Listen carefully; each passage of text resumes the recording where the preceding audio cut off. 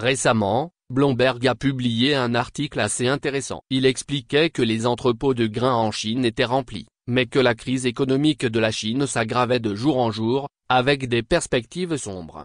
La Chine, en tant que marché clé pour le commerce international des céréales, a longtemps été un client majeur pour les exportateurs de céréales occidentales. Cependant, les exportations de céréales des États-Unis, de la France, de l'Australie, et d'autres pays vers la Chine ont récemment chuté de manière significative. Perdre un marché aussi important met ces négociants en céréales sous une grande pression. Mais selon Bloomberg et d'autres médias occidentaux, les difficultés d'exportation des céréaliers occidentaux sont minimisées, tandis que les spéculations négatives sur la Chine sont amplifiées.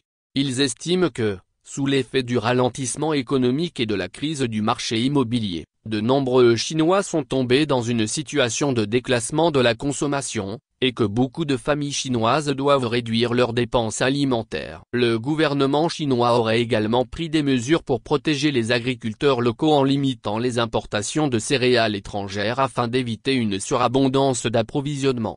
Ce genre de rhétorique qui cherche à noircir le tableau de la Chine est une pratique habituelle des médias occidentaux, peu fondée sur les faits et souvent déformée. En réalité, au cours des 2 dernières années, la Chine a effectivement réduit ses importations de céréales en provenance des pays occidentaux, mais a considérablement augmenté ses importations en provenance de la Russie. Prenons l'exemple du blé. En 2023, les exportations de farine de blé de la Russie vers la Chine ont augmenté de 3,5 fois, atteignant 143 000 tonnes. La Russie représente désormais 65,7% des importations chinoises de farine de blé en 2023, devenant ainsi le principal fournisseur de la Chine.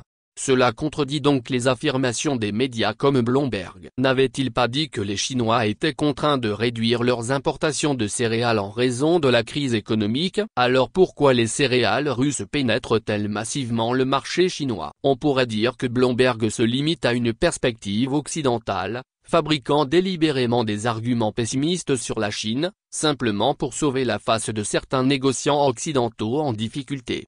Cependant, cette logique de victoire morale n'a aucune valeur réelle. Si les affaires des négociants occidentaux sont de plus en plus difficiles, c'est parce que des entreprises chinoises comme China National Cereal, Holland Foodstuff Corporation, COFCO, ont désormais grandi. Le monopole des négociants occidentaux sur le commerce mondial des céréales a été brisé. Cela représente une grande avancée pour les populations du monde entier, et en particulier pour les pays du tiers-monde. Par le passé, les 4 grands négociants de céréales, ADM, États-Unis, Bunge, États-Unis, Cargill, États-Unis, et Louis Dreyfus, France, contrôlaient 80% des échanges mondiaux de céréales, leur donnant un pouvoir sur la fixation des prix et leur permettant de profiter des pays du tiers-monde en pénurie alimentaire. Mais la montée en puissance de la Chine a mis fin à ce monopole. La Chine ne croit pas au monopole ni à l'exploitation, et la coopération avec la Chine permet aux pays du tiers-monde d'offrir une meilleure vie à leur population.